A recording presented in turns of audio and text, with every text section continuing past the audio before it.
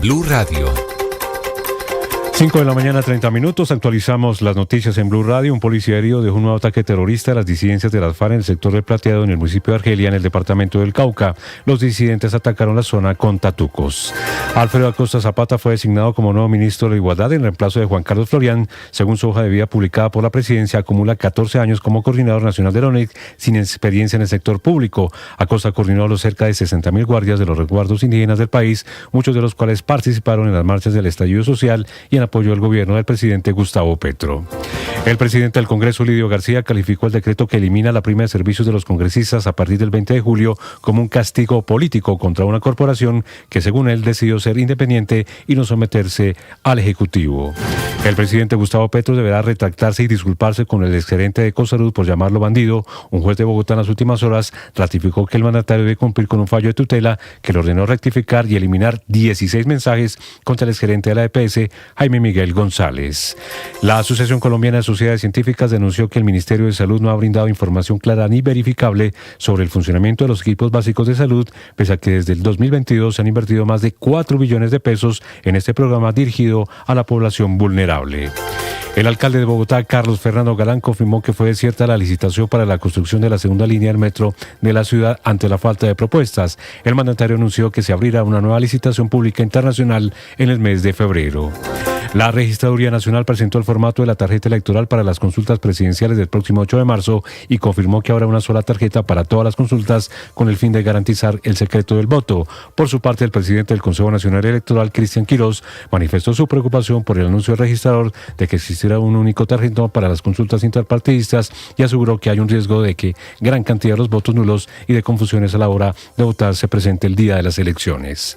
El gobierno presentó el proyecto de ley que busca fortalecer el control del transporte terrestre con el aumento de las sanciones a los infractores, verificación de tarifas, celeridad en los procesos sancionatorios y el control sobre las empresas transportadoras y de servicios intermunicipales. Héctor Iván García ya asumió como rector de la Universidad de Antioquia, designado por el Ministerio de Educación. El nuevo directivo destacó que su función estará enfocada en fortalecer el carácter público y la autonomía universitaria para el rescate financiero de esa institución. Fueron liberados los hermanos Hugo y Luis González Godoy, quienes habían sido secuestrados por el ELN el pasado 9 de enero en zona rural del municipio de Tame, en el departamento de Arauca. Fueron entregados en las últimas horas a una comisión humanitaria integrada por la Defensoría del Pueblo, la Cruz Roja Internacional y la Iglesia Católica.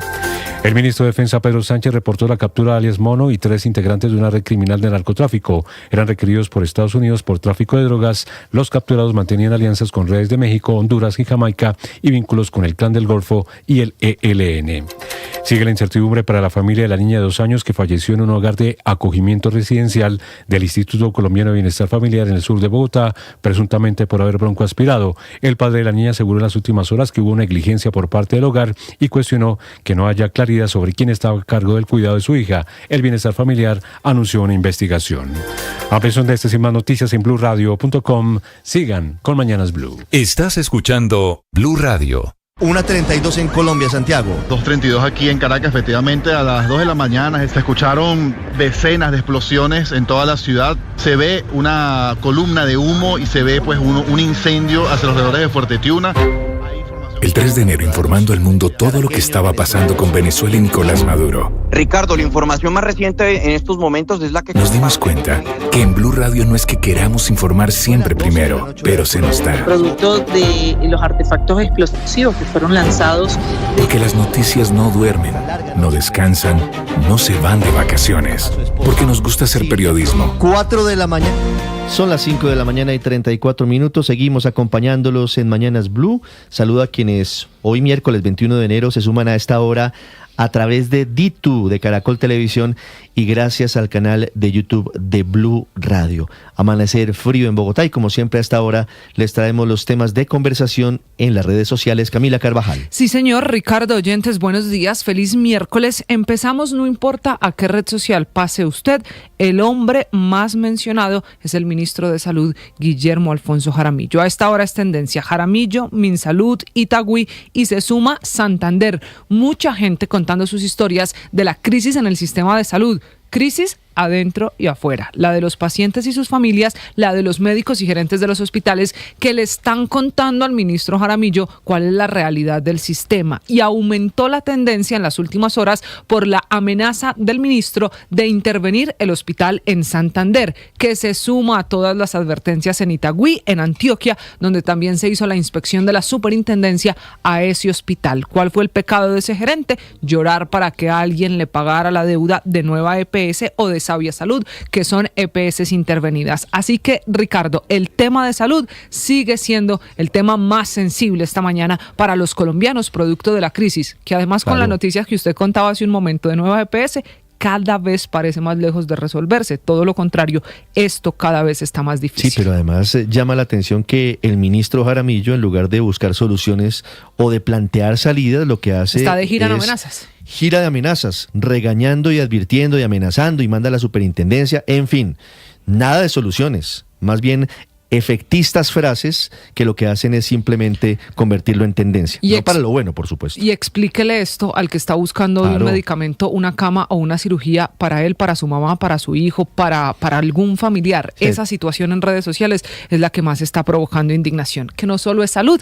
A propósito de indignación, tendencia, San José y Juliana Guerrero. Otra vez Juliana Guerrero, la contadora que no es contadora, es tendencia, producto de la confirmación, las facturas de la plata que pagó Juliana Guerrero a la universidad por el título de contadora llegaron a la DIAN, quedaron registradas y pues es motivo de memes y burlas en las redes sociales. Y finalmente, Ricardo, este sí, un tema más serio que da mucho de qué hablar, es Congreso, lidio y decreto. 3 numerales, 3 tendencias del mismo tema, del decreto ya firmado por el gobierno que le baja el sueldo a los congresistas porque se acaba la prima de servicios de casi 17 millones de pesos mensuales. Como era de esperarse, siempre usted sabe que el tema del salario de los congresistas es muy sensible y viral, pues hay mucha gente celebrándolo en redes sociales, pero también muchos parlamentarios criticando que se haga justo ahora en época de campaña, o que el presidente Petro, cuando fue congresista, lo recibió y ahí sí no dijo nada. Están las dos posiciones, pero la principal, gente celebrando que a los congresistas les bajen el sueldo. Siempre es rentable darles a los congresistas, por supuesto, muchos de ellos lo tienen merecido, otros no. Llama la atención que eso sí, el decreto entra a regir desde el 20 de julio, no aplica para los congresistas actuales. A los que elijan los colombianos el 8 de marzo. Exactamente, Camila. 5:37, ya les hablo de esa prima especial y su eliminación. Antes, hablemos de fútbol, hablemos de Luis Javier Suárez, que le hizo doblete al Paris Saint-Germain, y de la final de la Superliga esta noche en Colombia. Gerardo Sojo.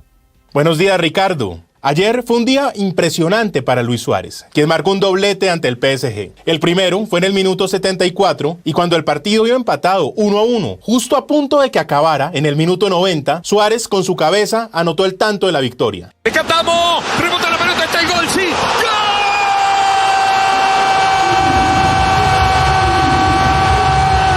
Esto le facilita al Sporting de Lisboa su paso directo a los octavos de final de la Champions League. Hoy se jugará el partido de vuelta de la Superliga en Colombia. Después del empate 1-1 entre el Junior y Santa Fe, en el encuentro de ida de este torneo, esta noche a las 7:30, en el estadio Nemesio Camacho El Campín, se definirá el campeón de este importante torneo. Santa Fe, comandado por el uruguayo Pablo Repeto, fungirá de local y recibirá al Junior de Barranquilla, quien es dirigido también por el uruguayo Alfredo Arias. Ayer, en rueda de prensa, Repeto se refirió a su contrincante. Tenemos una idea que venimos trabajando, no nos vamos a salir de eso. Creemos que va a ser un partido muy duro, independientemente de lo que tú decís, que quizás va a ser diferente, sí, como todos los partidos son diferentes, pero respetamos mucho al rival. Junior es un muy buen equipo, bueno, el último campeón, hace muy poquito fue campeón. También Arias habló del estado de su equipo. No teniendo cargas. Manejamos las cargas no teniendo cargas, tratando de descansarlos, de llegar lo más fuerte posible a esta final. El partido anterior con Tolima nos golpeó muy fuerte, no solo desde el resultado, ¿verdad? Y desde lo anímico, sino que nos sacó 2-3 jugadores de estar al 100%. Entonces estamos seguramente un poco ocupados, más que preocupados, ocupados tratando de darle otra vez la solidez al equipo. De ganar la Superliga, Santa Fe quedaría como el equipo de fútbol que más Superligas ha alcanzado. Sería su 5º triunfo. En cambio, en caso de que el Junior se lleve la victoria, llegaría a su 3er título. Este encuentro se vivirá por Blue Radio con la transmisión de Carlos Morales y con los comentarios de Javier Hernández Bonet. Gerardo Sojo, Blue Radio. Esta es Blue, más que radio. 5:40 minutos. Hablando de la eliminación de la prima especial para los congresistas, hay posiciones encontradas en el Congreso, incluso entre los presidentes de Senado y Cámara. Lidio García, presidente del Senado, lo critica. El presidente de la Cámara, petrista él, lo destaca. También lo celebra la senadora de la Alianza Verde, Angélica Lozano. Ahora el gobierno emite un decreto, le hacemos críticas en muchas cosas, apoyamos otras, de modo que bien, lo celebramos el fondo. Es llamativo lo que usted dice, esta fórmula de decreto pues fue novedosa porque intentamos 12 reformas constitucionales, 6 proyectos de ley y el gobierno guardó esto para etapa de campaña. 5:40, no es casualidad que esto salga en época de campaña. Quien lo critica, sobre todo porque dice que siguen muy altos los salarios de altos funcionarios del Estado, sigue altísima la burocracia y sigue muy bajo el nivel de ejecución, es el senador de Cambio Radical, Carlos Eduardo Motoa. El gobierno de Gustavo Petro es chambón y populista porque elimina la prima de congresistas, pero le difiere a 5 o 6 meses después de tomar la decisión. El país exige que esa decisión se tome inmediatamente. 5:41 sobre esta eliminación de la prima de servicios para los congresistas. Repito, desde el próximo 20 de julio, para el próximo Congreso, no para el actual. Andrés Carmona. Ricardo, buenos días. Hay que tener en cuenta que el salario de un congresista está conformado actualmente por 3 criterios. La asignación básica de 12.691.984 pesos, unos gastos de representación por 22.563.374 pesos y una prima especial de servicios de 16.914.540 pesos. Esa prima especial de servicio, que tenía como propósito garantizar gastos de vivienda o de transporte de los congresistas, será ahora eliminada por el decreto expedido en las últimas horas por el gobierno nacional, por lo que la base de liquidación del salario de un congresista pasaría de 51.512.447 pesos a 35.255.268 pesos, quitando los aportes a salud, pensión, fondo de solidaridad, fondo de subsistencia y la retención en la fuente final, quedarían netos a pagar a los congresistas el valor de 22.501.675 pesos. Desde el Pacto Histórico celebraron la medida. La representante a la Cámara, María Fernanda Carrascal. Esto no es una acción más de este gobierno, es una acción de justicia. Mientras un congresista se gana mensualmente lo que ni siquiera en un año una familia entera en este país recibe. Muchos congresistas, incluso 5:42, el Pacto Histórico haciendo política con este decreto del presidente Gustavo Petro. Por supuesto, seguramente esa es una de las intenciones. Vamos a Barranquilla. Terminó la tregua entre los pepes y los costeños, las dos más temibles bandas criminales. El alcalde de Barranquilla criticó al gobierno nacional y dice que él fue quien frenó el traslado polémico de sus cabecillas que iba a ser efectuado la semana pasada por el comisionado Oti Patiño. En Barranquilla, Vanessa Saldarriaga. Ricardo, buenos días. Recordemos que ayer 20 de enero se venció la tregua entre los pepes y los costeños, que fue pactada desde septiembre del año pasado y que por lo menos en 2025 ayudó a reducir la tasa de crímenes. Sin embargo, en este mes de enero habíamos observado en las primeras semanas un incremento hasta en un 30% en los homicidios. Pues está diciendo el alcalde Alejandro Char que esa no es la manera de querer traer la paz urbana a Barranquilla, por lo menos con el proceso que está adelantando el gobierno nacional y la manera en la que querían traer a Digno o no, a Jorge Eliezer Díaz Collazo, Sales Castor y al Negro Over a cárceles de la ciudad. Esto manifestó. Nosotros estamos haciendo hasta donde podemos. El otro día nos querían mandar 3 criminales para acá. Nos tuvimos que parar firme nosotros. Firme por los barranquilleros, carajo. Firme. Las declaraciones se dan en un momento de alta incertidumbre, pese a que el gobierno nacional insiste en que el proceso de paz urbana con estas estructuras delincuenciales continúa abierto. Barranquilla amanece hoy con 26 grados. Vanessa, gracias. Hablamos de política, hablamos de una expectativa que por ahora no parece tomar vuelo, de una nueva consulta. no la consulta de la izquierda, del que llaman Pacto Amplio, ni la de la centro derecha, que llaman Gran Consulta por Colombia, sino la que sería una consulta de centro. La promueve Claudia López, ya le dijo no Maurice Armitage. Mateo Piñeros. Ricardo, buenos días. La exalcaldesa de Bogotá, Claudia López, ha planteado la idea de hacer una tercera consulta. Hasta el momento hay dos, la del Pacto Amplio, de la cual hacen parte el exembajador Roy Barreras, el exgobernador de Nariño Camilo Romero y el senador Iván Cepeda. La otra es la Gran Consulta por Colombia, que reúne a 9 candidatos del centro y de la derecha. La idea de Claudia López es que ella, Sergio Fajardo, Maurice Armitage, Juan Fernando Cristo y Luis Carlos Reyes, entre otros, hagan una consulta de centro, que según ella esté alejada de Uribe y de Petro. Sin embargo, Maurice Armitage ya confirmó que no irá a esta coalición. Les quiero aclarar, no estoy interesado en ninguna consulta. Mi candidatura va a la primera vuelta de las elecciones a la presidencia por Colombia. Además, en las últimas horas hubo una reunión entre Iván Cepeda, Roy Barreras, Camilo Romero y Juan Fernando Cristo. Allí le extendieron a Cristo la invitación para que se una a la consulta del Pacto Amplio, es decir, que Cristo podría llegar a la coalición del Pacto Amplio o a la que propone Claudia López. En este punto, también es importante recordar que hay dos candidatos que no deciden si van a consulta o a primera vuelta, y son el ex canciller Luis Gilberto Murillo y la senadora Clara López. Además, se conoció que Miguel Uribe Londoño, quien hizo parte del proceso de selección de candidato a la presidencia del Centro Democrático, podría volver a lanzar su candidatura. Ahora, por el Partido Demócrata Colombiano. Mateo Piñeros, Blue Radio. Un año de Donald Trump en el poder, es esperado en Davos, en Suiza, al Foro Económico Mundial. Tuvo líos con el Air Force One, tuvo que abordar otra aeronave en la base militar de Andrews. En Washington, Juan Camilo Merlano. Ricardo, buenos días. Y este incidente puede significar un retraso hasta 3 horas en la llegada del presidente Trump a Davos en Suiza. De hecho, ya no es claro si alcance a llegar a tiempo a su primer discurso, que es a las 2:30 de la tarde, hora local. Fue poco después de haber despegado que la tripulación del Air Force One detectó un pequeño inconveniente eléctrico en el avión y como medida de precaución devolvieron la aeronave a la base conjunta Andrews, que queda a las afueras de Washington. Aterrizaron a las 11:07, cambiaron de avión y a las 12:10 de la madrugada volvieron a despegar hacia Davos. Un impasse que se dio al final de un día de conmemoración para el presidente Trump de su primer año de gobierno de este segundo mandato. Concedió una rueda de prensa larguísima que arrancó mostrando prácticamente una resma de papel ante las cámaras y destacando que eran 365 logros para cada día del año. Durante cerca de 1 hora y 40 minutos se defendió de las encuestas, de las críticas a su gobierno y principalmente de las acciones de sus agencias migratorias como ICE o la patrulla fronteriza y sus excesos. El mandatario sacó folletos de indocumentados con prontuario criminal, detenidos y deportados. Los carteles tenían un título que decía "Lo peor de lo peor" y mostraba el rostro del capturado. También se refirió a las tensiones con Europa por Groenlandia, particularmente tensiones con países como por ejemplo Francia. Y también aprovechó para hablar de Venezuela, reiteró que están cooperando y que ahora ama a Venezuela.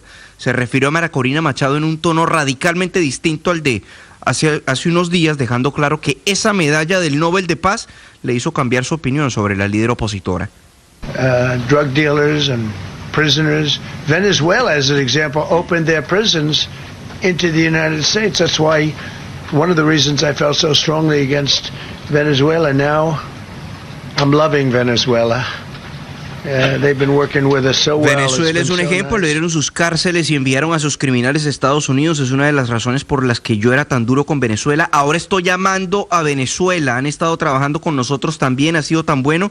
Y una mujer increíblemente buena hizo algo increíble hace algunos días. Estamos hablando con ella y quizás podemos involucrarla. María se refería el presidente Trump a la líder opositora. Ricardo. Y es que en el punto de llegada del presidente Trump a este viaje al foro de Davos, el epicentro de la discusión será Groenlandia, país que quiere Estados Unidos y que ha desatado una durísima pelea con la Unión Europea. Silvia Carrasco. Sí, Ricardo, ¿qué tal? Muy buenos días. Con la Unión Europea y con varios miembros de la OTAN, esa alianza atlántica que garantiza la seguridad de Europa. Ayer escuchábamos a la presidenta de la Comisión Europea, Ursula von der Leyen. También habló el presidente Emmanuel Macron de Francia y ahora le tocó al primer ministro de Canadá, que dice que hay una ruptura del orden mundial. Every day we're reminded that we live in an era of great power rivalry, that the rules-based order is fading. Dice, cada día se nos recuerda que vivimos en una era de rivalidad entre grandes potencias, que el orden basado en las normas se está desvaneciendo, que los fuertes pueden hacer lo que pueden y los débiles deben sufrir lo que deban. Seré directo, estamos en medio de una ruptura, no de una transición, es lo que dice Mark Carney en esa alocución, aunque se cuidó de no mencionar en ningún momento al presidente Donald Trump.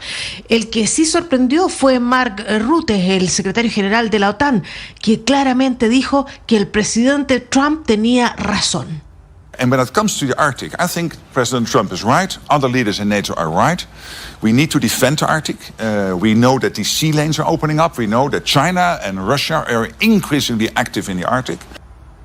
La verdad es que está repitiendo el argumento de Donald Trump. Dice que Donald Trump tiene la razón, que hay que defender el Ártico y que las rutas marítimas se están abriendo y que China y Rusia tienen una presencia cada vez mayor en el Ártico. O sea, le daba toda la razón. La verdad es que el día de hoy está todo el mundo esperando cuándo va a ser esa llegada del presidente Donald Trump, a qué hora va a ser su discurso, porque viene con 3 horas de retraso, pero también se ha dicho que va a haber una reunión con los 8 miembros de la Alianza Atlántica, de la OTAN, que se oponen a su plan de anexar Groenlandia, pero nadie da datos de ni a qué hora va a ser esa reunión, ni cuáles están dispuestos a participar, Ricardo.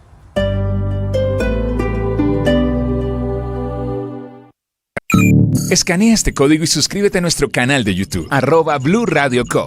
Y disfruta y participa de la programación de Blue Radio. Blue Radio, le ponemos cara a la radio. Blue Radio, la alternativa. Pareciera que en Venezuela el 3 de enero se hubiera dado un cambio de gobierno. Delcy Rodríguez está cambiando todo y el Parlamento anuncia incluso reformas profundas en todas las áreas de la economía y de la sociedad. Incluso hablan de una reforma al Código Electoral. Desde Caracas, Santiago Martínez. Hola, sí, Ricardo, buen día. En medio de este nuevo contexto político, como tú dices, que atraviesa Venezuela, desde el Parlamento pues se anuncia la intervención de 29 leyes. Algunas serán creadas, otras modificadas o ampliadas, o también varias con reformas parciales. La prioridad, según el Parlamento, será la ley de hidrocarburos para incentivar la inversión extranjera en el sector petrolero, clave en esta nueva relación con el presidente de Estados Unidos, Donald Trump, que por cierto, Ricardo, lo hablaremos más adelante, ya envió los primeros $300 millones por pago tras venta de petróleo.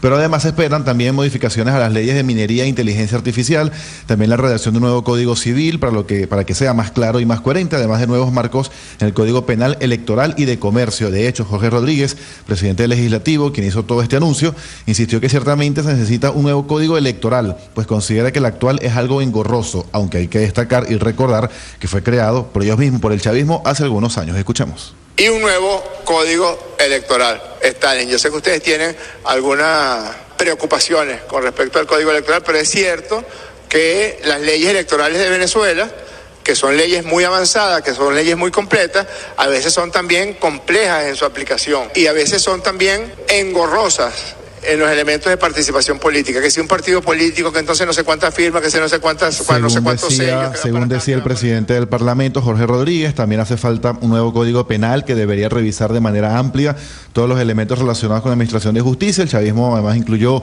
una propuesta de nuevo código social, código de democracia directa, poder comunal, protección integral para la familia y otro para la protección del ambiente, lo que ciertamente pareciera un nuevo gobierno. Ricardo. 5:53. En segundos vamos a Tiquicio, Bolívar.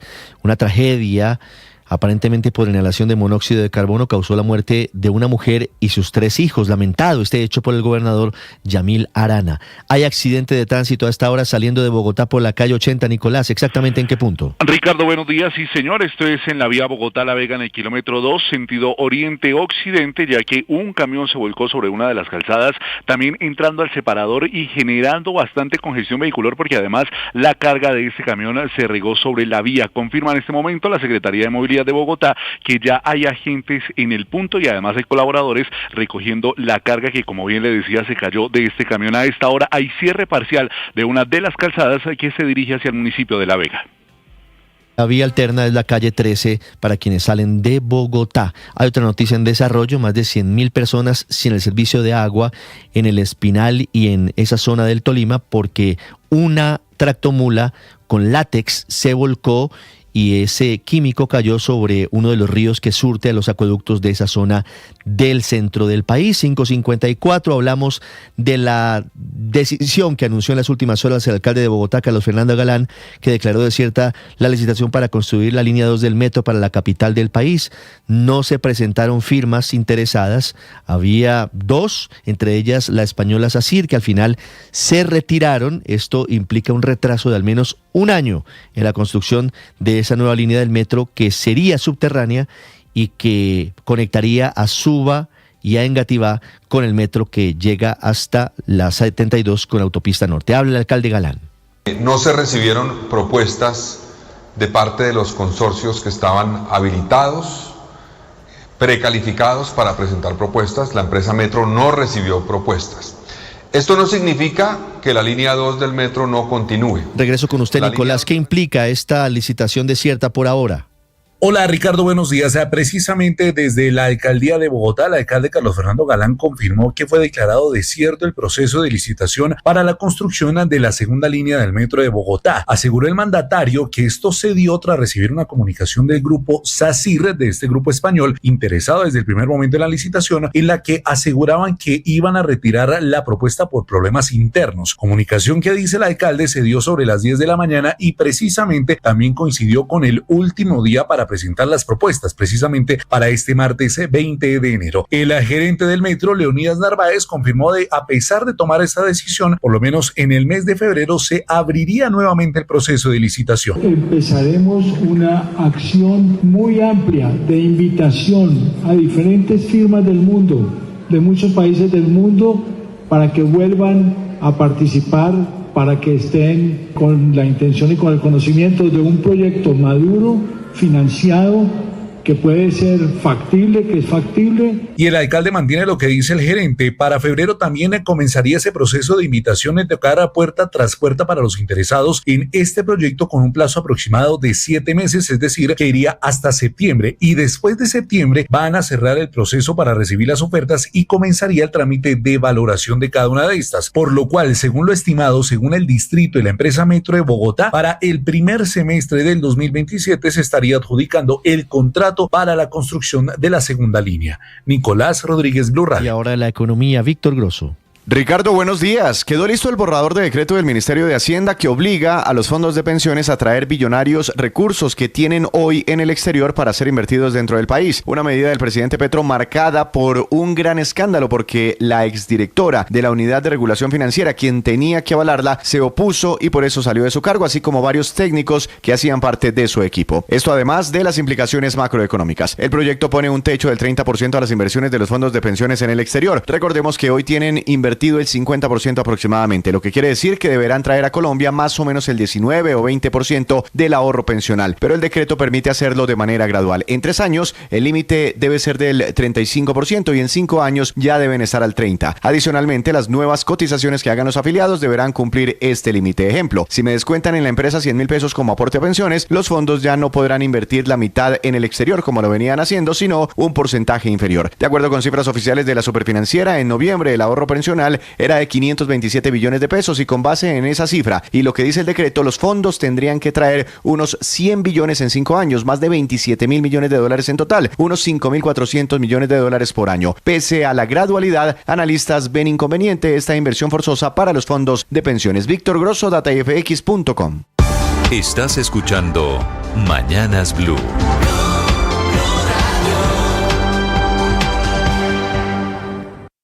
Se viene el mundial, la fiesta va a empezar.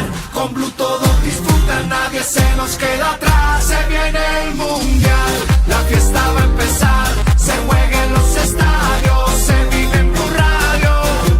Te vamos informando cómo se prepara nuestra selección. Blue más que radio, es pura pasión. En la pantalla, en la radio o en el celular. Vamos Colombia a celebrar que vamos para el mundial.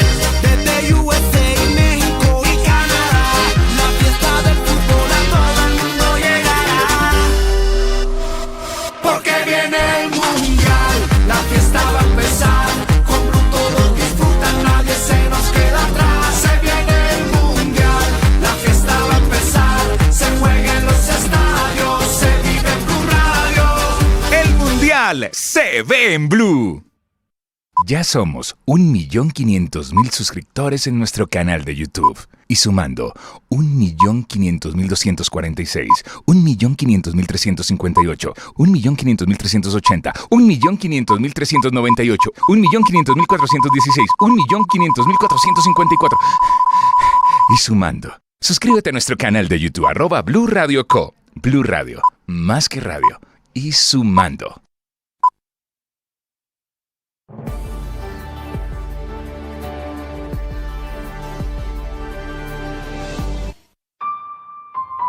El periodismo no tiene apellidos. Es siempre honesto, independiente y comprometido con la verdad. El periodismo no es amigo del poder, lo vigila. Hoy, Mañanas Blue les ofrece periodismo con contexto. Las dos caras de la moneda, sin exageración, sin especulación. A partir de este momento, Mañanas Blue es periodismo en radio. Bienvenidos.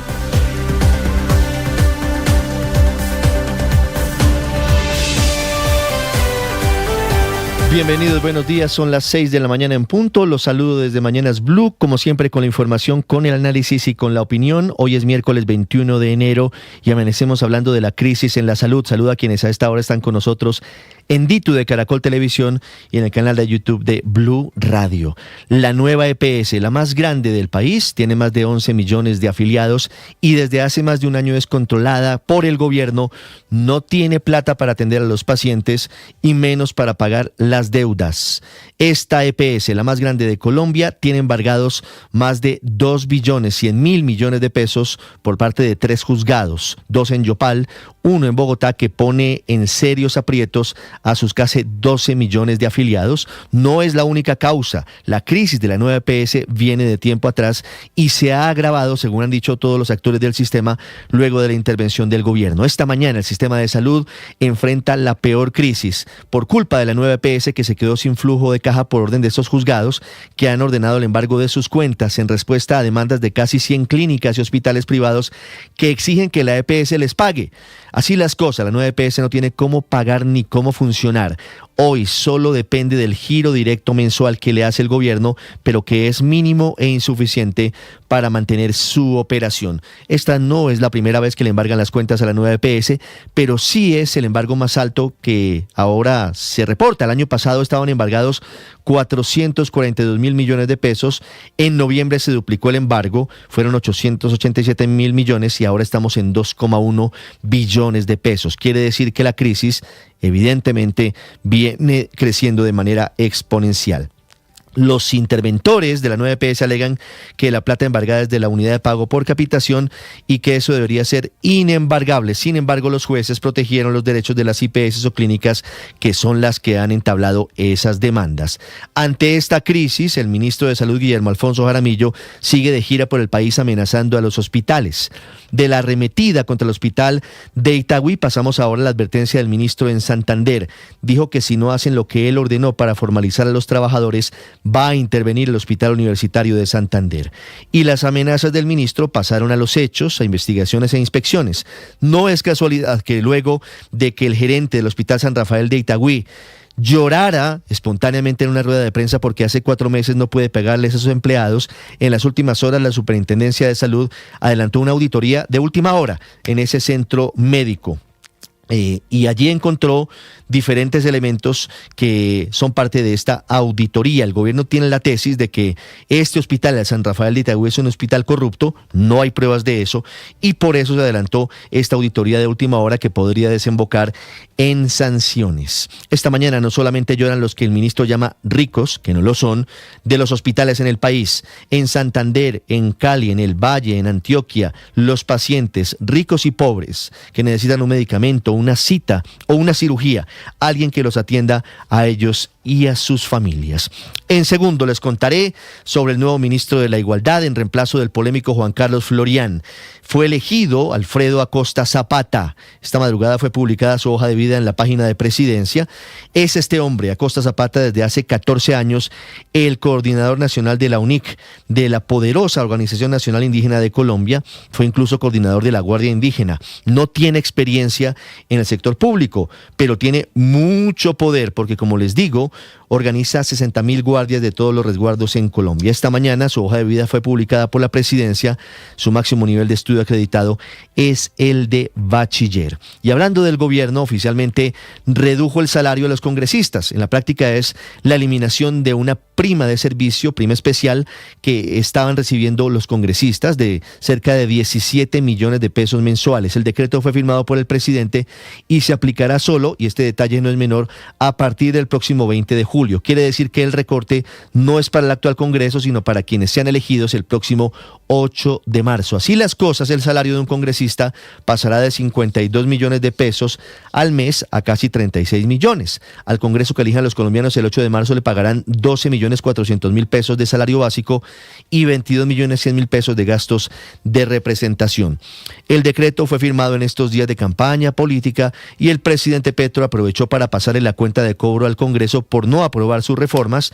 Dijo que como esos congresistas se la pasan aprobando reformas tributarias, dice él, contra los pobres, y de las reformas que le ponen impuesto a los ricos, entonces, dice el presidente, considera que lo justo era bajar el sueldo por decreto, y lo hace finalizando su mandato y lo hace seguramente con fines electorales. El otro decreto por ahora publicado para comentarios es el del Ministerio de Hacienda, con el que el gobierno quiere limitar las inversiones que hacen los fondos privados de pensiones en el exterior y obligarlos a priorizar las inversiones en Colombia. El decreto pretende obligar a las AFP, a las administradoras de fondos de pensiones, a traer a Colombia los ahorros pensionales que tienen en el exterior para diversificar su portafolio y donde han conseguido, y esto es muy importante, la mejor rentabilidad para sus afiliados. El borrador de decreto establece, por ejemplo, que 3 años después de su firma, el límite de inversiones en el exterior de esas AFP sería del 35%, en 5 años cae al 30%, es decir, que en ese plazo los fondos privados tendrían que repatriar esos recursos, repito, del bolsillo de los colombianos. Hablando de política, la exalcaldesa de Bogotá, Claudia López, insiste en la promoción de una tercera consulta interpartidista hacia la presidencia el próximo 8 de marzo. Invitó sorpresivamente a Sergio Fajardo, que ya dijo que no quiere consultas. Invitó a Maurice Armitage, el exalcalde de Cali, que le dijo que no, a Luis Carlos Reyes y a Juan Fernando Cristo, que, como diría el refrán popular, está entre la rubia y la morena. Cristo, ministro de este gobierno, ministro del Interior, también fue invitado a la consulta del pacto histórico. Ayer, de hecho, se reunió con Iván Cepeda, con Roy Barreras y con Camilo Romero, así que no ha tomado ninguna determinación. Eso lo confirmó anoche el ex embajador Barreras en un evento, en un acto, mientras en Kennedy estaba Iván Cepeda pronunciando un discurso. Curiosamente, el doctor Cepeda desde hace semanas solamente da discursos y no atiende las preguntas directas de los medios de comunicación. Informa la registraduría que para proteger el derecho del voto secreto, las consultas de precandidatos presidenciales serán en un solo tarjetón, en el que la gente deberá votar solo una vez para evitar que el voto sea inválido. Es decir, que le entregarán el tarjetón para Senado, para Cámara, y también le entregarán el tarjetón de las consultas, uno solo, y usted decidirá si vota o no. Y si vota por cuál de las consultas estará depositando su voto. El CNE, al menos su presidente Cristian Quirós, dice que no está de acuerdo con esa determinación, que ya tomó la registraduría. Ahí estamos viendo el modelo de la tarjeta electoral con 3 consultas, modelo tipo de la registraduría. Y ya les voy a contar las consecuencias de declarar desierta la licitación para la construcción de la segunda línea del metro de Bogotá, de Engativá a Chapinero. No hubo propuestas, el alcalde Galán tuvo que declararla desierta y anuncia una nueva licitación a partir de febrero. Esto provocará al menos un año más de retraso en la segunda línea, pero no afecta a la primera, que ya está en construcción y que se entregaría en el 2028. Esta mañana, hablando de noticias del mundo, es esperado el presidente Donald Trump en Davos, en el Foro Económico Mundial, en medio de una muy dura confrontación por Groenlandia. Les hablaré de los 2 accidentes ferroviarios de las últimas horas en España y les hablaré de fútbol. Esta noche hay partido final de la Superliga en Colombia entre Santa Fe y Junior en el Estadio El Campín a las 7:30 de la noche. Como siempre es un gusto saludarlos, son las 6 de la mañana y 9 minutos. Vamos a continuación con lo más importante de Colombia y el mundo en el resumen, en Voces y Sonidos, en Mañanas Blue. El dinero que nos deben está en 53 mil millones de pesos de Nueva EPS y 103 mil millones de pesos de Sabia Salud EPS. Nueva EPS informó que enfrenta embargos judiciales por más de 2,1 billones de pesos, ordenados por 4 juzgados del país, lo que afecta su operación y el flujo de los recursos para la prestación de servicios de salud. La entidad señaló que los fondos retenidos, equivalentes a cerca de un mes de operación, limitan su capacidad de pago a prestadores y gestores farmacéuticos. Se adueñaron de esto. Oye, ¿cuántos funcionarios hay aquí? Aquí hay más de 1.000 trabajadores. ¿Sí o no? Aquí hay 2.000. Durante una visita a Bucaramanga, el ministro de Salud, Guillermo Alfonso Jaramillo, lanzó una advertencia al Hospital Universitario de Santander por incumplir acuerdos con el gobierno. El ministro cuestionó la falta de avances en la formalización laboral de cerca de 2.000 trabajadores y en la ejecución de más de 33 mil millones de pesos asignados al hospital. Esto dijo el ministro Jaramillo. Pero yo no vengo a ser el payaso de nadie. Yo hoy aquí de esto no veo que no hay ningún interés de solucionar este problema. En medio de la polémica por las declaraciones del ministro de Salud Guillermo Alfonso Jaramillo y las denuncias de directivos del Hospital San Rafael del municipio de Itagüí por la grave crisis financiera que atraviesa, entes de control ya iniciaron acciones para verificar la realidad de este centro asistencial. Por eso en la tarde de este martes 20 de enero, una comisión de la Superintendencia de Salud visitó el hospital. Según pudo conocer extraoficialmente Blue Radio, durante la diligencia el organismo de control, además de estados financieros, verificó asuntos como las capacidades locativas e insumos con los que actualmente este lugar atiende a pacientes especialmente del sur del Valle de Aburrá. El gobierno ha considerado que es excesivo el salario para los congresistas, que no se ajusta a lo que un colombiano promedio gana o un salario mínimo. El gobierno redujo el salario a los congresistas con un decreto que elimina la prima de servicios de 16.9 millones de pesos mensualmente a partir del 20 de julio. Por lo que la base de liquidación del salario de un congresista pasaría de 51.512.447 pesos a 35.255.268 pesos. Desde la oposición calificaron esta decisión del gobierno como una medida populista. El senador de Cambio Radical, Carlos Fernando Motoa. El gobierno de Gustavo Petro es chambón y populista porque elimina la prima de congresistas, pero le difiere a 5 o 6 meses después de tomar la decisión. El país exige que esa decisión se tome inmediatamente. La senadora de la Alianza Verde, Angélica Lozano. En este punto es una medida de equidad. No, esto no va a solucionar el hueco fiscal, esto no es de un déficit. Anoche el gobierno nacional publicó un borrador de decreto con el cual se busca repatriar una parte de los recursos que hoy están invertidos en el exterior por los fondos privados de pensiones. Es decir, según este borrador publicado, que en 2031 cada uno de los 4 fondos de pensión privados que hoy operan en Colombia deben tener invertido en el exterior máximo el 30% de los ahorros y el 70% deberá estar en el mercado colombiano. Esto implicaría que deben traer al país al menos un 20% más, porque actualmente la fórmula es del 50-50. Durante la Comisión Nacional de Seguimiento Electoral, la Registraduría Nacional presentó el formato de la tarjeta para las consultas presidenciales del próximo 8 de marzo. Se confirmó que habrá una sola para todas las consultas, la del Pacto Amplio, la Gran Consulta, y el formato contempla una tercera que podrían conformar la exalcaldesa Claudia López, el exministro del Interior Juan Fernando Cristo y Sergio Fajardo. En ese documento los ciudadanos deberán marcar una única opción, pues hacerlo en más de una casilla anulará el voto. Habla el presidente del CNE, Cristian Quirós. Porque es la primera vez en la historia que vamos a tener en una misma tarjeta las 2 consultas. Lo que necesitamos es que las personas tengan la posibilidad de tener claro cómo se va a hacer ese proceso. La preocupación mía es el tiempo de capacitación que tenemos para poder llegarle a todo el pueblo colombiano, que sepa que van a poder participar, pero la pedagogía de cómo se va a marcar es fundamental para que no haya muchos votos nulos y no válidos. La exalcaldesa de Bogotá, Claudia López, busca que el próximo 3 de marzo haya una tercera consulta en la que estén personas como Juan Fernando Cristo, Mauricio Armitage y Sergio Fajardo. La mayoría de los colombianos estamos buscando una alternativa a ese odio, esa peleadera, ese saboteo. Eso necesita una tercera consulta. He invitado a esa propuesta a Juan Fernando Cristo, a Mauricio Armitage y a Sergio Fajardo. Personas todas que hemos gobernado con decencia, sin corrupción y logrando los resultados que nos propusimos para la gente. Espero que Sergio cambie de opinión y acepte venir a esta consulta.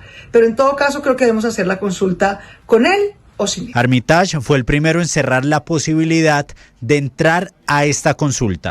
Alfredo Acosta Zapata fue designado como nuevo ministro de la Igualdad en reemplazo de Juan Carlos Florián. Carece de experiencia en el sector público, aunque acumula 14 años de trabajo en la Organización Nacional Indígena de Colombia. La representante de la Cámara, Catherine Miranda. El señor Alfredo Acosta acredita en materia de formación académica únicamente el bachillerato. Es toda su formación, no tiene estudios técnicos, no tiene estudios tecnológicos. Las víctimas de la extinta guerrilla de las FARC exigieron a la JEP una intervención, señalando que los compromisos de reparación asumidos por los excombatientes no se han materializado y que el proceso ha priorizado la financiación de los responsables. El general en retiro, Luis Mendieta Ovalle. Las víctimas desde el tiempo del presidente Santos y durante toda la institucionalidad y la implementación del proceso de paz, las que causaron los integrantes de la FARC, han sido las que se les ha vulnerado todos los derechos y no se les ha tenido en cuenta en esos temas de verdad, justicia, reparación y garantías de no repetición.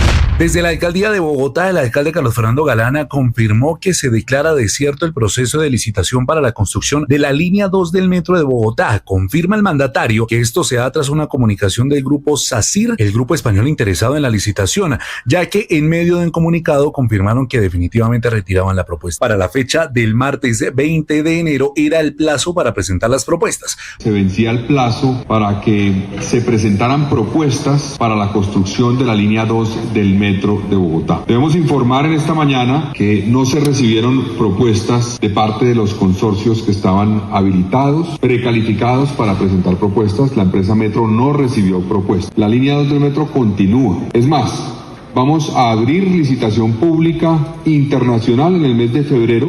Rodríguez informó los primeros ingresos del acuerdo de suministro de 50 millones de barriles de petróleo a Estados Unidos, anunciado por Trump tras la captura de Nicolás Maduro.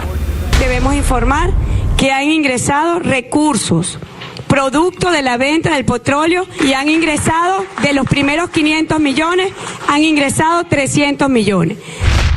6189, aquí era Charime. Hola, Tata, mira, acá sufrí un enganchón a la altura de Agamuz. Ya te veo.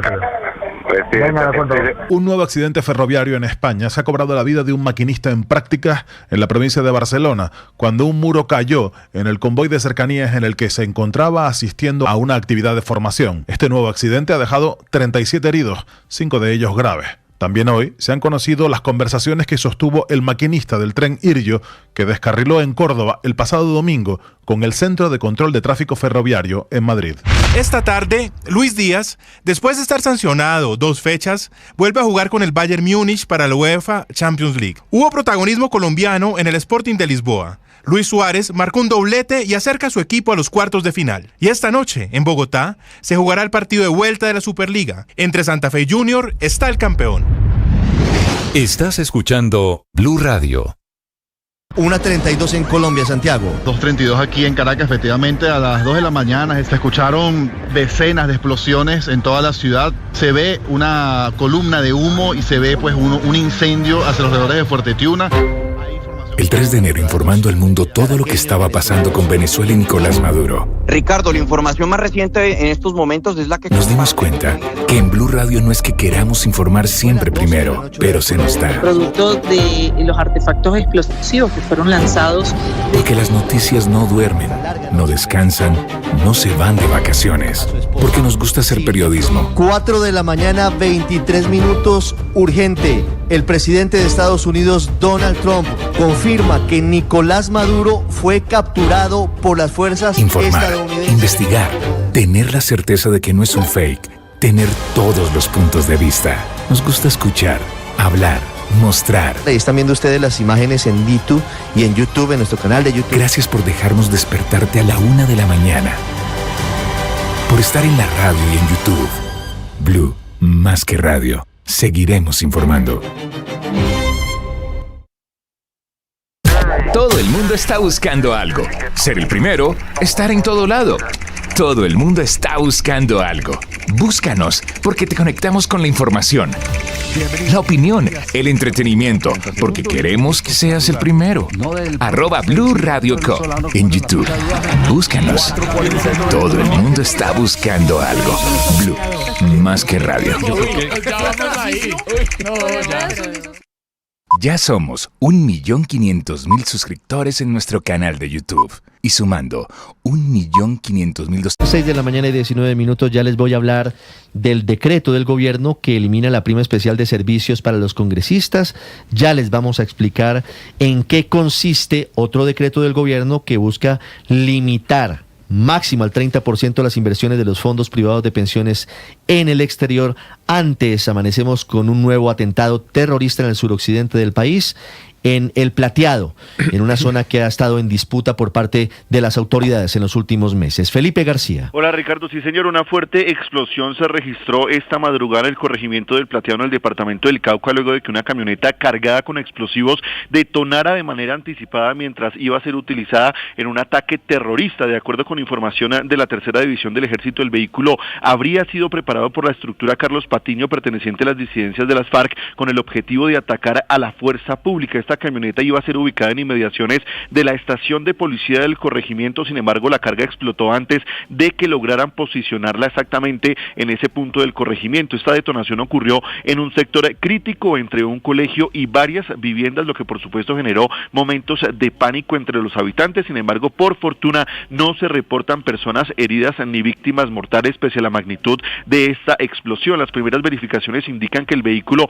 estaría cargado con cilindros y rampas, elementos comúnmente utilizados para el lanzamiento de artefactos explosivos, lo que refuerza la hipótesis de que se trataba de un ataque planeado contra unidades policiales o militares en la zona. Iba a ser, recordemos, ubicada justo al lado de la estación de policía del corregimiento. La camioneta explotó momentos antes de ser justamente detonada. Por fortuna no se reportan personas lesionadas ni víctimas fatales.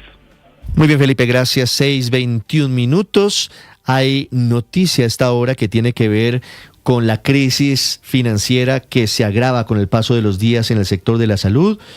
La nueva EPS, ya les vamos a contar, tiene embargadas sus cuentas por más de 2 billones de pesos por decisiones judiciales.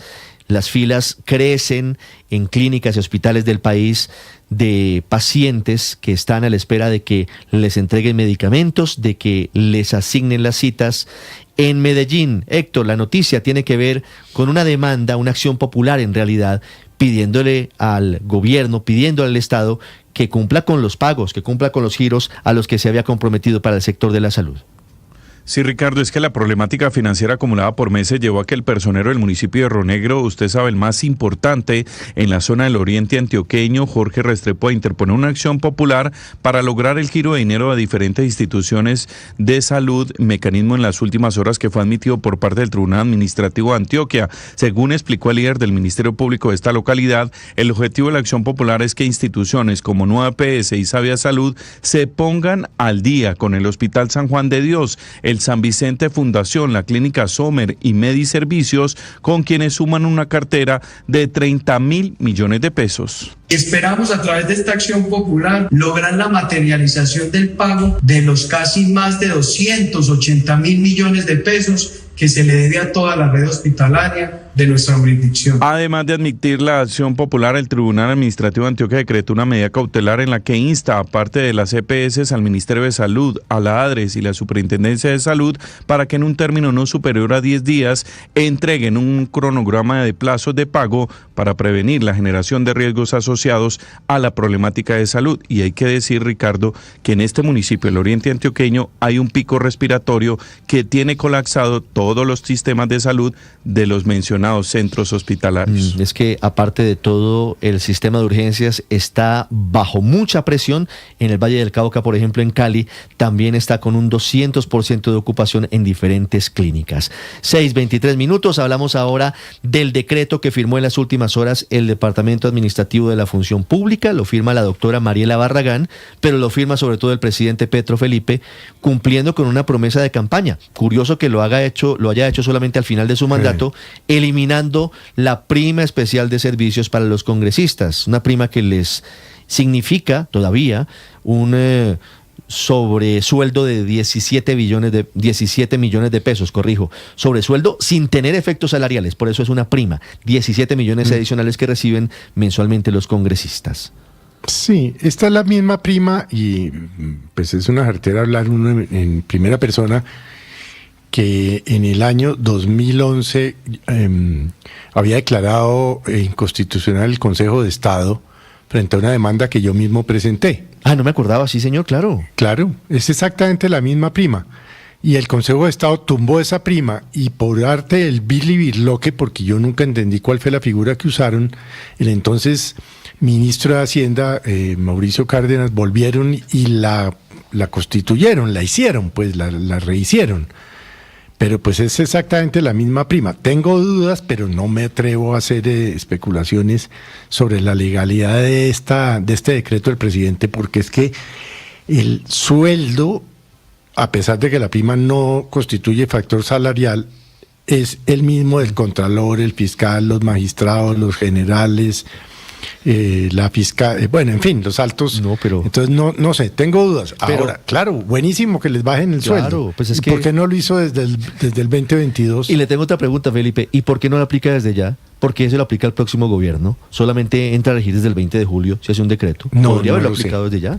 Muchas preguntas que obviamente nos llevan al escenario de que... En relación con esa última pregunta, Ricardo. Señor Héctor. Buenos días. Esto es una retaliación contra el Congreso. Con esa última pregunta de por qué no se lo aplica a los actuales congresistas, sino a partir del 20 de julio, es porque en los considerandos del decreto dice que no se puede desmejorar la condición de los trabajadores. Entonces, estos trabajadores, estos congresistas entraron, entendiendo que tenían dentro de su remuneración una prima y por lo tanto se les mantiene mientras mantengan esa vinculación. Los nuevos entran con una nueva condición. Estoy diciendo cuál es el argumento del gobierno. No es lo que yo estoy sosteniendo, porque entre otras cosas a mí me parece... las motivaciones. Sí, la razón por la cual... Porque a mí me parece... Felipe tiene dudas, yo también tengo dudas sobre la legalidad del decreto. Yo creo que el diseño institucional colombiano en la Constitución no permite que sea el presidente de la República el que fije la remuneración de los congresistas, porque si no pasaría lo que está pasando hoy, que el Ejecutivo toma retaliaciones políticas o de premio. O les sube el sueldo o les baja, dependiendo el tipo de relación que tiene. Y el tercer punto problemático del decreto, que pues la mayoría estamos, me incluyo, celebrando, porque sí creo que el salario de los congresistas debería rebajarse, pero no de la manera como se hizo. Y el tercer punto es ese, que entre otras cosas se constituyó en un obstáculo muy grande para bajarlo siempre, no solamente porque los congresistas pues se negaban a bajárselo, sino porque la ley colombiana establece que el salario de los magistrados de las altas cortes y de la Procuraduría y de la Contraloría está atado y de los generales está atado al de los congresistas. Claro. Entonces la pregunta es si también le bajaron a los magistrados si era tan fácil, Héctor, si era tan fácil por decreto, ¿por qué más de 20 veces se discutió el tema en el Congreso? Pues porque hay que modificar la ley cuarta del año 92. Tengo 18 intentos fallidos en el Congreso. Bueno, 18, me equivoqué por dos. La ley cuarta del 92, Felipe, dice exactamente lo que ustedes están señalando. Y es que en la práctica, los salarios de los magistrados de la Judicatura, de la Corte Suprema, de la Corte Constitucional, del Contralor, del Fiscal, Consejo del de Estado, del Procurador, de los almirantes, de los generales, todos esos salarios están atados especial de servicios que sumados a los demás ingresos laborales igualen a los percibidos en su totalidad por los miembros del Congreso. Además, o sea, si usted les baja al Congreso, Ricardo, les tiene que bajar a ellos. Además dice, está atado al de los congresistas. Y hay un principio de derecho, Héctor, que usted lo ha enseñado, y es que lo accesorio sigue la suerte de lo principal. Claro, sí, es cierto. Claro, Entonces, pero si Felipe, le bajan a los congresistas, ergo, como dicen ustedes, tendrían los que abogados, rebajarles a todos estos altos claro, funcionarios. Y le es que agrego, si fuera por decreto, ¿para qué habían discutido un proyecto de ley tantas veces? Le agrego otro elemento, Felipe, le agrego otro elemento, Héctor. A los magistrados de los tribunales, por ejemplo, también les tienen que bajar el sueldo. También, claro, porque claro, a todos. Es una pirámide, es un efecto cascada. Claro, es que los sueldos de la rama judicial están en función de los magistrados de las altas cortes. Entonces, el magistrado de la alta corte gana como gana un congresista. Y por ejemplo, el magistrado auxiliar gana, no estoy seguro si el 80 o el 90% de ese salario. El 80%, Héctor. El 80, ok, entonces le bajan también a él. Los magistrados de los tribunales también ganan un porcentaje de lo que ganan los magistrados de las altas cortes. Y así, entonces realmente hay un problema, pero a mí me parece que hay otra cosa, Ricardo, señor, que francamente me tiene a mí pues realmente muy impactado durante ya estas semanas, que es asumir que el presidente de la República puede adoptar unas decisiones por decreto cuando el Congreso no las adopta. Entonces aquí se presentaron 18 proyectos de ley para tomar esta decisión que tomó ayer el presidente. Y de verdad nos parece que es normal que como no la tomó el Congreso, entonces el presidente en un decreto de 2 hojas la expida. Imagínese pues usted, a mí eso 6:29 francamente me minutos. parece muy anormal. Ahí está el tema, Héctor, esto seguramente será demandado y muy seguramente se caerá ante las Cortes, pero por ahora es un bonito titular que le sirve al presidente para su campaña rumbo a la continuidad de su proyecto en este 2026. Andrés Carmona. Ricardo, buenos días. El Gobierno Nacional finalmente expidió el decreto 0030 de 2026, con el que se elimina una prima especial de servicios en la remuneración mensual de los congresistas. Actualmente, el salario tanto de un senador como de un representante a la Cámara se compone de un sueldo básico, de gastos de representación y la prima especial de localización, vivienda y salud, que suman en total 51.512.446 pesos. Con esta decisión que deroga el decreto 2170 del 4 de octubre de 2013 y que será aplicable para el Congreso que se posesione el 20 de julio de 2026, los parlamentarios dejarán de percibir 16.914.540 pesos mensuales. La justificación de este decreto la presentó el ministro del Interior, Armando Benedetti. El gobierno ha considerado que es excesivo el salario para los congresistas, que no se ajusta a lo que un colombiano promedio gana o un salario mínimo. Fíjese usted cómo muchos ricos lloraban o muchos empresarios lloraban por la subida del salario mínimo a 2 millones de pesos con el transporte, y es básicamente esa situación. Pero ¿cómo reciben desde el Capitolio esta decisión? La representante a la Cámara por el Pacto Histórico, María Fernanda Carrascal. Esto no es una acción más de este gobierno, es una acción de justicia. Mientras un congresista se gana mensualmente lo que ni siquiera en un año una familia entera en este país recibe. Muchos congresistas, incluso candidatos y candidatas que corren en estas elecciones, criticaron el aumento del salario mínimo en un país sumamente desigual. La senadora verde, Angélica Lozano. ¿Cuál es la razón de esta disminución? Bajar el ingreso de los congresistas, porque no puede ser tan distinto, tan inequitativo frente a la realidad del ingreso de cada uno de los colombianos. Esto fue parte de la lucha de la consulta anticorrupción. Nos unimos como colombianos. Esto es de consenso. Por encima de las diferencias se logra esta realidad. Aunque ha sido siempre una bandera de todos los partidos, tanto de derecha como de izquierda, la propuesta de reducir los ingresos de los parlamentarios, llama la atención que este decreto llegue justo en época electoral. El senador por Cambio Radical, Carlos Motoa. El gobierno de Gustavo Petro es chambón y populista porque elimina la prima de congresistas, pero le difiere a 5 o 6 meses después de tomar la decisión. El país exige que esa decisión se tome inmediatamente. Y es hipócrita, porque no disminuye la asignación mensual de cientos de funcionarios del gobierno nacional que tienen mayor salario. El representante a la Cámara por el Centro Democrático, Cristian Garcés. Lo que sí estoy convencido es que Gustavo Petro está buscando impactar las elecciones de Congreso y Presidencia a favor de sus intereses político-electorales. Por su parte, el presidente del Congreso, el senador Lidio García, criticó la decisión, señalando que si bien el presidente Petro gozó de esta prima durante sus años como senador, esta decisión no corresponde a un llamado a la austeridad, sino un castigo a un Congreso que ha demostrado ser independiente. Cabe recordar que desde el 2015 se han presentado cerca de 18 proyectos buscando reducir, congelar o establecer un tope para el salario de los congresistas. Sin embargo, todos estos proyectos fueron archivados. Andrés Carmona, Blue Radio. Camila Carvajal es periodista. Está en Mañanas Blue. Ya son las 6 de la mañana, 33 minutos. Como si faltaran problemas en este sistema de salud por culpa de nueva EPS, amanecemos hoy con la decisión de 4 juzgados en Florencia y en Puerto Rico, en Caquetá, y otro en Bogotá, que le embargaron las cuentas a la EPS más grande del país por la falta de pagos a clínicas y hospitales. Embargo por 2.1 billones, con B, billones de pesos. Una medida después de que 95 IPS, es decir, clínicas y hospitales, presentaran demandas contra nueva EPS, la EPS que tiene casi 12 millones de colombianos y que hoy reconoce que no tiene caja, es decir, que no tiene cómo operar. Es la EPS más grande del país, está manejada por el gobierno desde el 3 de abril de 2024. Está a punto de cumplir 2 años desde que fue intervenida por la Superintendencia Nacional de Salud. Como nueva EPS no paga, entonces las IPS pusieron las demandas que ahora llegan a estos embargos que no son nuevos. Mire, en 2025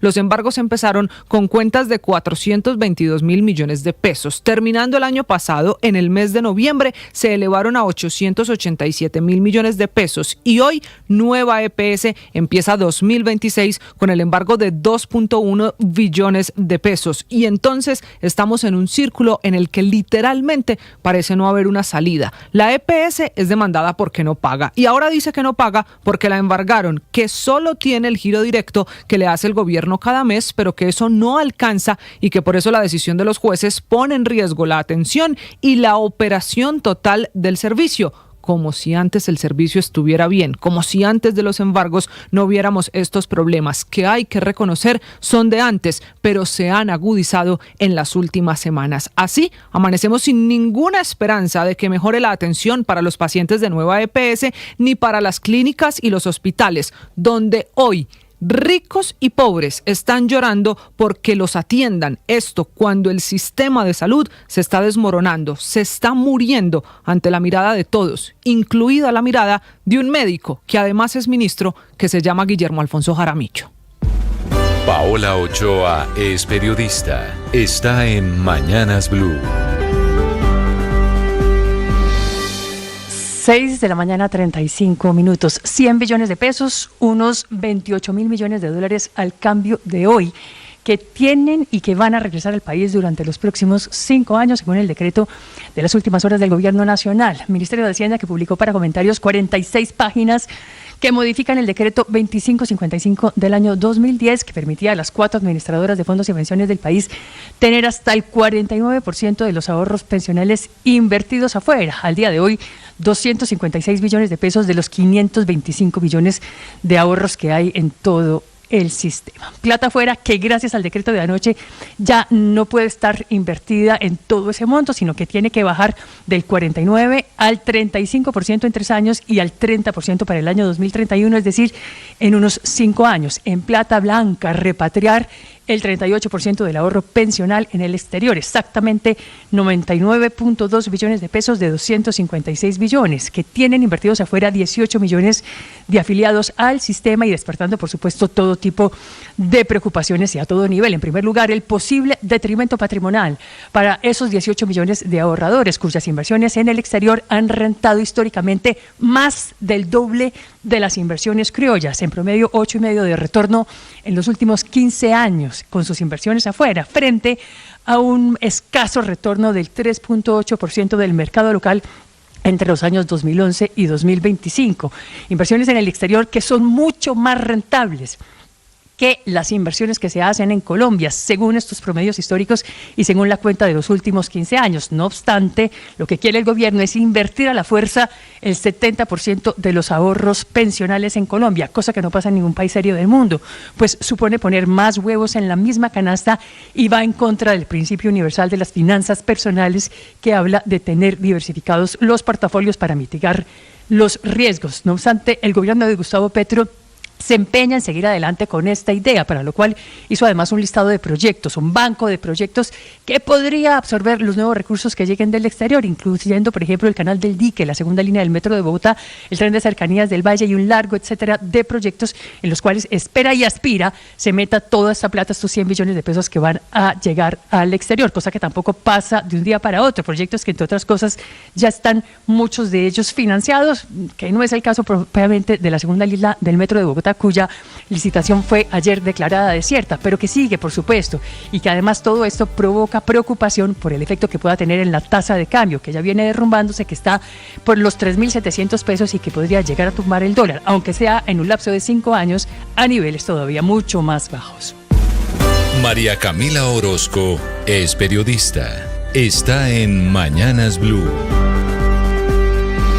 Son las 6:38 de la mañana. Las FARC no quieren ni aceptar responsabilidad ni reparar a sus víctimas. Lo primero se deduce de su apelación ante la JEP por crímenes graves de lesa humanidad, y lo segundo del demoledor informe de la Contraloría General, que muestra que no están cumpliendo el plan de reparación a las víctimas. En la larga lista de incumplimientos llama poderosamente la atención que de $450,000 entregados, unos 1.500 eran falsos. No han entregado los lingotes de oro que prometieron, y de los 12.000 millones de pesos que dijeron tener en efectivo, solo han entregado 2.100 millones de pesos. O, por ejemplo, de 722 bienes inmuebles que declararon ante la justicia, solo ha sido uno transferido efectivamente, o de las más de 24.000 cabezas de ganado que dijeron tener, solamente han entregado a hoy 258. El problema es mucho más profundo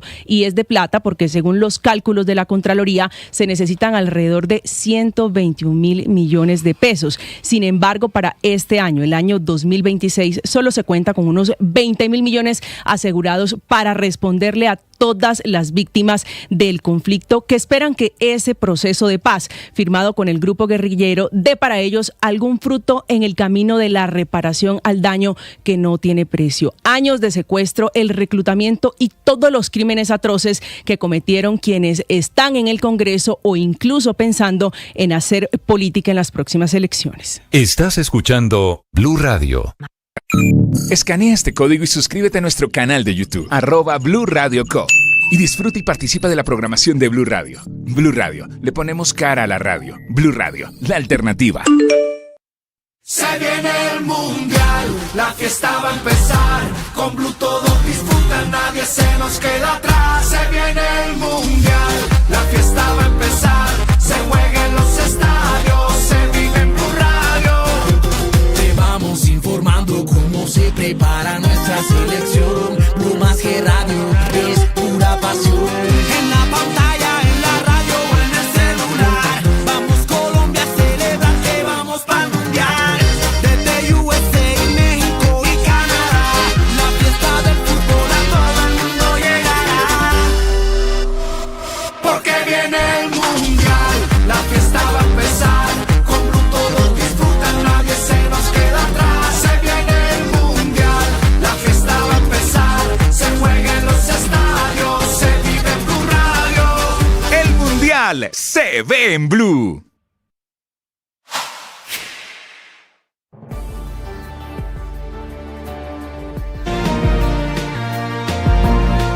Cambió la tendencia, amanecemos con cielo nublado en Bogotá, hoy no tenemos el cielo azul de enero. Padre Linero, buenos días. Buen día, Ricardo. Hoy quiero decirles a todos que necesitamos ser amables. Ser amables es la oportunidad de tener buenas relaciones. Ser amables es Es ser bondadoso, es decir buenas palabras, saludar, es hacer sentir bien al otro de manera consciente. Estoy pensando en la pareja, en los hijos, en los compañeros de trabajo, en la persona con la que me subí. Hoy cuando me subí al taxi, el señor venía escuchando al señor Ricardo Ospina en Mañanas Blue, sí. Era muy temprano. Y bueno, yo lo saludé muy amablemente. Él, al escuchar la voz inmediatamente, también fue muy amable. Yo decía, este intercambio de amabilidad da fuerza para uno iniciar el día. Entonces, ánimo y fuerza, pero hoy a ser amables con aquellos con los que nos encontramos. Salude, si usted se sube a un ascensor o se baja, salude. Si se encuentra alguien de frente, salude. Claro que sí. No use las mañas de algunos cachacos que no saludan.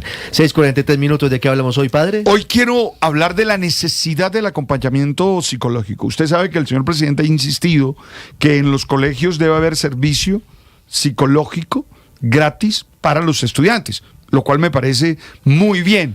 Y creo que es una ocasión para que todos entendamos que tener acompañamiento psicológico no es muestra de debilidad, al contrario, es muestra de que estamos intentando entender nuestra vida y hacerlo mejor. Entonces hablemos de eso. Es muy importante que todos tengamos la posibilidad de esa atención. Unos más que otros, claro. Pero que todos sepamos que no es debilidad. No es algo negativo, no es estigmatizante. Es muy positivo, de hecho. Entonces hablemos de eso, ¿le parece? Me parece, nos ayuda a tramitar. De hecho, yo ayer estuve en mi emociones, dudas. ¿Estuvo en cita? Ayer estuve en mi cita con Lucía Alvear, que es mi terapeuta. Entonces estuve ahí botando lo que tengo dentro, entendiéndolo, revisándolo. Y no es que tenga nada en particular, no es que esté con algún trastorno, no. Simplemente estoy tratando de entender mejor mi vida y periódicamente lo hago. Muy bien, padre. Ya hablaremos de atención psicológica. 6:44 minutos. Fue habilitado el paso en la vía Bogotá-La Vega en el kilómetro 2, superado un accidente que ocurrió esta madrugada. Acaba de llegar a Davos, en Suiza, el presidente de Estados Unidos, Donald Trump. Y en deportes, padre, de lujo, ese la actuación de su paisano Luis Así Javier somos Suárez. Los Samarios.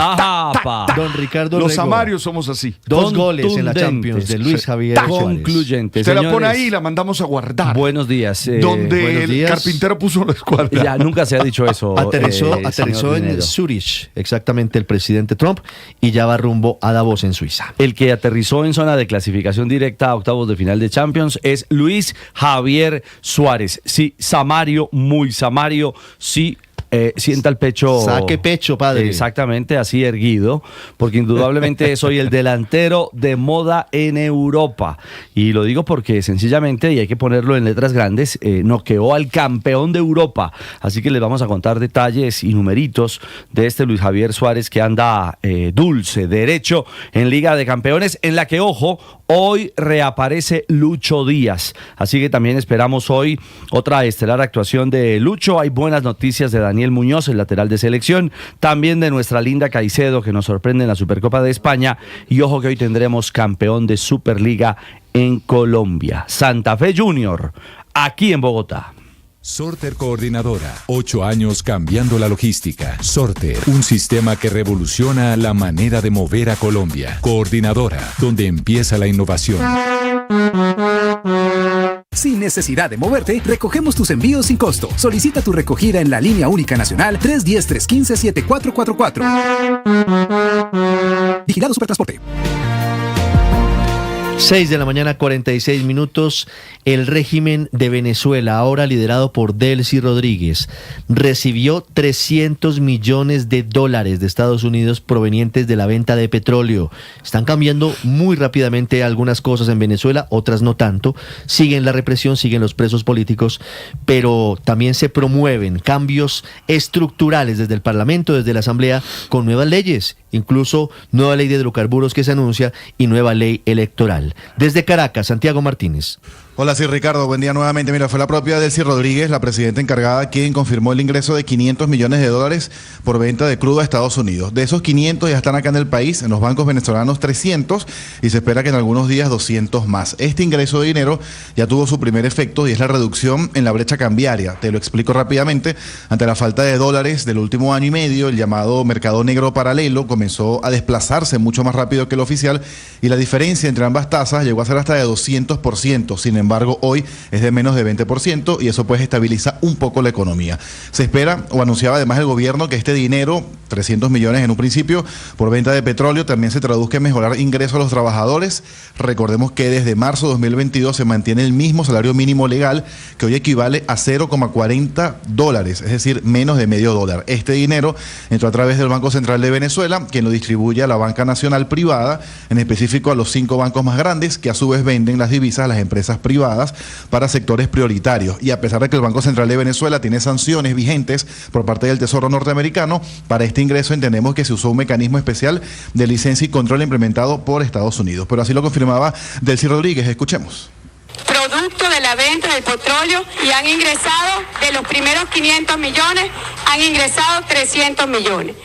Esos recursos irán para cubrir y financiar el ingreso de nuestros trabajadores y de nuestras trabajadoras, proteger el poder adquisitivo de los trabajadores y las trabajadoras de Venezuela, protegerlo de la inflación, protegerlo del impacto negativo de los vaivenes en el mercado cambiario. Esta venta de petróleo, Ricardo, es la primera en más de 8 años sin descuento, pues en 2017, cuando iniciaron las sanciones a PDVSA y al petróleo como tal, pues Venezuela se vio obligada a mirar otros mercados y negociar con descuento. Y todo esto, repito, como parte de esta nueva relación con Estados Unidos, que también viene con modificaciones de leyes en el Parlamento, un paquete completo discutido ayer en la llamada comisión consultiva, que es donde se reúnen los jefes de las bancadas parlamentarias.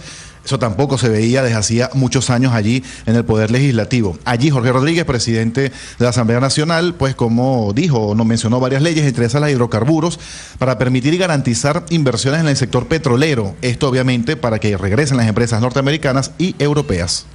En total son 29 leyes, de las cuales 12 son iniciativas del Ejecutivo Nacional y 17 son iniciativas de las comisiones permanentes de la Asamblea Nacional. Trabajo tenemos para tirar para el techo del Capitolio. Trabajo para tirar para el techo, decía el presidente del Parlamento Jorge Rodríguez. Según también decía él, hacen falta un nuevo código penal. También hablaba de leyes en el Código Social, Código de Democracia Directa, Poder Comunal, Protección Integral de la Familia y otro de Protección del Ambiente, en lo que parece, Ricardo, como te decía más temprano, un nuevo gobierno acá en Venezuela. Ricardo. Santiago, gracias. 6:49. Se agrava la crisis ferroviaria en España. Nuevo accidente en Cataluña dejó un muerto y más de 30 heridos, mientras se conocen las conversaciones del maquinista del tren que se accidentó en Córdoba, un accidente mucho más grave que deja 42 muertos. El hombre, en medio de la conmoción todavía, en una primera parte de la llamada, no se había enterado de la magnitud de la tragedia. En una comunicación con la estación central de trenes en Atocha, en Madrid. Enrique Rodríguez. Enseguida escucharemos esa conversación, pero antes reseñemos lo que ha pasado en las últimas horas en Cataluña. Han sido 2 descarrilamientos, pero uno de ellos ha provocado, como decías, graves consecuencias. 37 heridos, 5 de ellos graves, y sobre todo la muerte de un maquinista en prácticas originario de la provincia de Sevilla y que tenía 27 años. Ha fallecido como consecuencia de la caída de un muro sobre la máquina del tren en la que se encontraba citación para incorporarse como maquinista titular en la compañía pública nacional en Renfe. Ese es el balance de esta madrugada, que deja además hoy un caos ferroviario en Cataluña. El servicio ha quedado completamente suspendido y hay 400.000 usuarios que no han podido alcanzar hoy sus trenes. Sin embargo, el sonido de esta mañana, como decías, es el de esa llamada que ha publicado el diario Cordópolis. Es la conversación que mantuvieron el pasado domingo en la tarde el conductor del tren 6189 de la compañía Iryo, que se dirigía hacia Madrid con el centro de despacho en Atocha, la estación principal de trenes de España en Madrid, donde se escucha, entre otras cosas, al maquinista inicialmente señalando que no veía la magnitud todavía de la tragedia, primero diciendo que estaba en la otra línea ferroviaria, estaba pidiendo apoyo, luego se da cuenta de que hay un incendio en uno de los vagones, pide la presencia de los bomberos y la presencia de las ambulancias. Más adelante vamos a escuchar la grabación que a esta hora es viral en las redes sociales y que se publica desde España. 6:52 en segundos. Hablamos de la eliminación, desde el 20 de julio, eso sí, de la prima especial de servicios para los congresistas.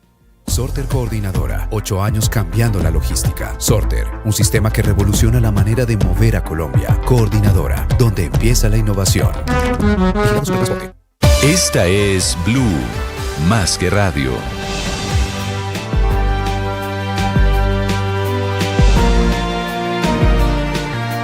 Senadora Angélica Lozano, buenos días. Buenos días, Ricardo. ¿Cómo interpreta usted el decreto que firma el Departamento Administrativo de la Función Pública, que firma el presidente Petro, eliminando la prima especial de servicios para los congresistas, esa prima de 17 millones de pesos casi mensuales que seguirán recibiendo por lo menos hasta el próximo 20 de julio?